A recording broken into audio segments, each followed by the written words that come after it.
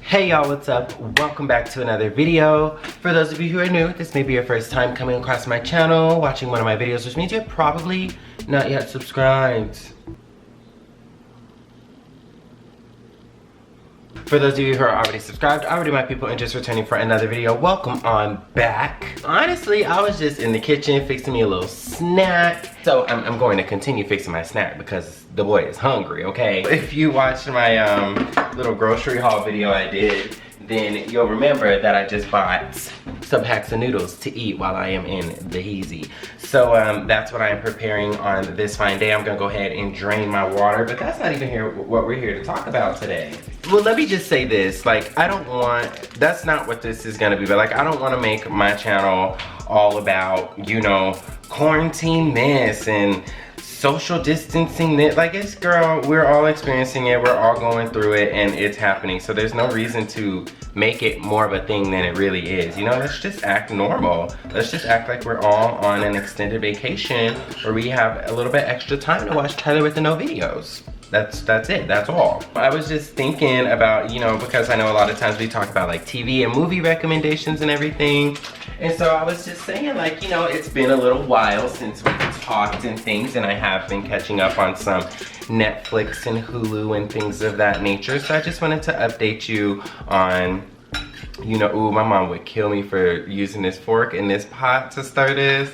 I can already hear her now. You're scratching up my pot. That was just my long-winded way of saying that. I just wanted to update y'all in case, you know, because we all have a little bit of extra time, if you needed some recommendations for things to watch, movies and television. Okay, so my noodles are made. Let me go ahead and pop a squat. All right, and while I wait for my noodles to cool off, we could just begin our little chat. Why don't we?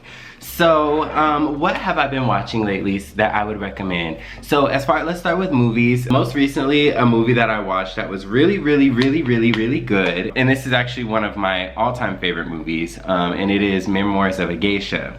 So, Memoirs of a Geisha, if you aren't familiar with the movie, I would describe it. It's not like, you know, action-packed or thriller or comedy or anything like that. It's more of a serious movie. It's definitely, I guess you could say, like a autobiographical drama, low-key romance, but it's just a romantic subject more than it is like well, it is a love story. Anyways, so Memoirs of a Geisha is basically it's a tale of a memoir of a geisha. I'm just kidding. This little girl in Japan whose family sold her, you know, for money, and they sold her to like a geisha house where the lady, the house mother, you know, would raise these girls and put them in school to become geishas, and that was a way that the girls were able to work off and repay their debts, and things like that. So it was almost like servitude. Like, she started out as a servant until she was like, you know, actually got to go to school to be a geisha and everything to pay off her debts. And then there was just a lot of like competition that came into it. She also like fell in love, and it was just a crazy thing to see, like the secret world of geishas, because, you know, aside from the look of them and them on decor and stuff, at least here in America, people don't really too much know what a geisha is all about besides a pretty face. Like, we don't know what they do, we don't know why they exist or what they're, you know what I'm saying? Like, it's not something that's really like known like that. So it's a beautiful movie. I really appreciate it for its cinematic qualities. Just it's shot so beautifully. The scenery, the women, the makeup, the costume, the sets, the Japan, like the country, it's just a culture. It's so rich, it's so good. So if you're into like a long, you know, more of a mellow, serious tone movie, that is really charming and like makes you fall in love with the character and things like that, then definitely watch Memoirs of a Geisha. Oh, and I want to start off by saying this. I don't even know if I'm like should be saying this, but there's a hack, and if you follow me on Instagram, I did mention this before, but there's a hack to watch movies online if you have a computer or on your phone. If you type in Google Drive and then any movie title, you're most likely, somebody has, I don't know if these are people who have just randomly uploaded movies onto their Google Drives, maybe to watch at a later time, but they're public Google Drives that people have uploaded full-length movies onto, and they're like good quality movies, things like that. So usually like the first or the second link that you find, it says like Google Drive, Memoirs of a Geisha. You click on it, and literally you click on it, it opens up, you push play, and then the movie starts playing. It's that simple. So for everything that I'm about to mention, if you don't have Netflix or Hulu, which this movie isn't on Netflix or Hulu, check it out on there. I'm gonna try not to be so long-winded with the rest of them. Another movie that I watched, which I actually watched for the first time, and this is an older movie, was Olympus Has Fallen. I watched this movie for the first time. I don't know really what made me watch it, and I actually heard that there's like 3 parts of it. Like there's London Has Fallen, and then there's another Something Has Fallen.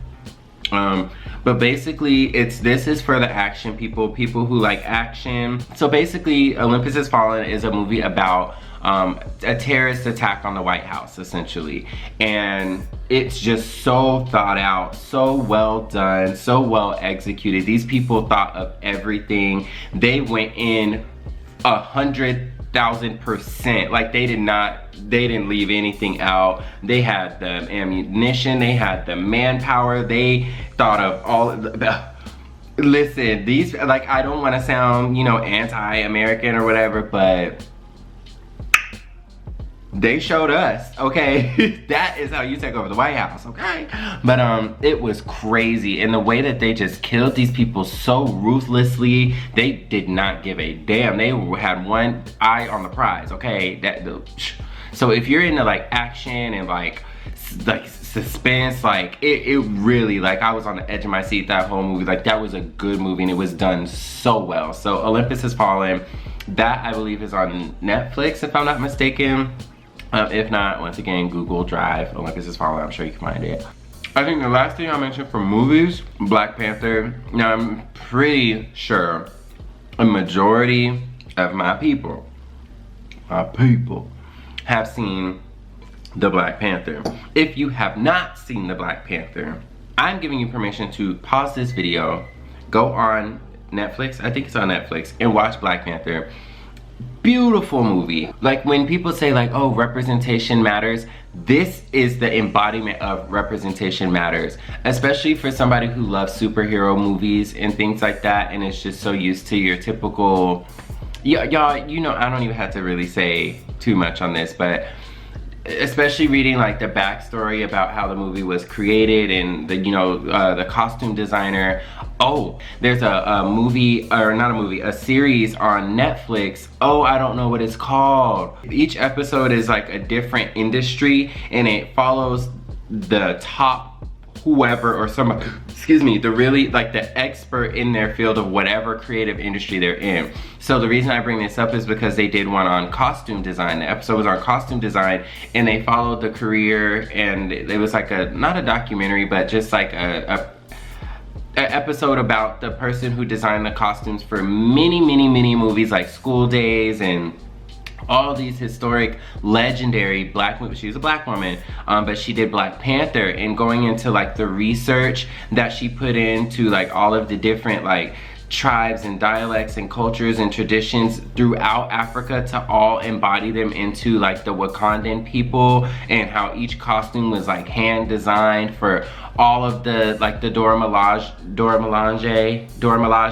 the army or whatever. Like phenomenal. All that to say, that movie just gives me so much pride when I watch it, and I just like that they didn't half-ass on something that was so black, you know? Like I love that shit. So for movies, yeah, definitely check out those movies. As far as shows, we like binge watched 90 Day Fiance. And now we didn't even really get into the 90 Day Fiance because I guess it starts off with before the 90 days. If you're not familiar with that show, It's basically where like these people, I don't know how this comes about, but these people are basically in long distance relationships or with people in other countries and other parts of the world. And I'm not just talking about like two people speak, I'm talking about like some of these people don't even speak the same languages. They'll find them on some of these little websites, like one of them was like Filipino Cupid, where they meet like Filipino women and stuff, and it's real cringy. They basically go and visit these people in their native country or whatever, meet them for the first time, and they have 90 days, or no, they have to decide if they want to propose to them or not, which most of the time they're like, I'm going out there and I'm not leaving without proposing to them, da da da, which I think is weird because it's the first time you just met her, sister, slow down. But and then I guess after that first interaction, they apply for the some K1 visa, I think it's called, or K12 visa, something, where they have 90 days to be married or to be engaged. I don't know. I've only watched that first before the 90 days, the first episodes leading up to the start of season 1. I don't know how that works, but it's so crazy and mind-blowing the way these people act that it's interesting. It makes you think like, are they using them to get to America, or you know how people say to get their green card or whatever? And a lot of them, like, you know, they are coming from very poor situations, very poor countries. They only date older, rich American men, stuff like that. And it's just like, but why though? Like, do you love him or do you just want to get to America? And so the whole time, you know, you're yelling at the screen like, no, she's playing you, he's playing you, or like you're yelling at him like, ew, like you're fetishizing this, you know, Filipino woman. You only want her so you can have this Asian wife and all that. It's just really gross and twisted, but also very fascinating and interesting and frustrating at the same time. It's so frustrating. But that's something like I hope to get up to the current season of whatever season it's in, because that's something I would want to do, like episode recaps, like how we used to do with Pose and everything like that on the channel. So hopefully I can get caught up with that through binge watching. On Netflix, going back into superhero territory, it's a black superhero, Black Lightning. I don't want to like spoil the show in case you're gonna watch it, but it's on Netflix and it's really good to show, like, you know, still well-to-do black people, but not so well-to-do that it's unrealistic. And I hate to say that because, you know, we can be as well-to-do as we want to do. But I'm just saying, like, it's not like I like watching black shows where there's black families with black hairstyles, living in black neighborhoods, facing black problems, wearing black clothes, listening to black music, and talking with black verbiage. You know what I'm trying to say? Like, I like that, and that's what this gives. But like, you know, the father, he's a principal of the school. The mother, she's a neurosurgeon. So it's like, yes, like it's like, yeah, it's like represent, you know, but also like, it's just so relatable. If you don't relate to one character, you'll relate to another one. Like, it's really good. I'm in the first, no, I just started episode 1 of season 2. First season, I'm like, I'm really hoping it gets better in terms of maybe like the quality, and I don't even just mean like the visuals. Like, I think his costume's kind of corny. And then also some of the special effects I clocked, like I was just like, no. But I'm thinking like that was just the pilot season, and once now they're already in season 3, which I'm ecstatic to see that, you know, a black superhero show is doing so well that it's been renewed 2 times already. So they're currently in season 3, I think. But I'm still on, I just started episode 1 of season 2. Really good show. I don't want to give away too much, but if you're into superheroes or whatever, check out Black Lightning. Definitely like support, you know. Oh, my show, Good Girls. If you're watching Good Girls, it comes on Hulu. I would say every Wednesday. Good Girls, love that show. It's just, that's another show that's like, I love the writing.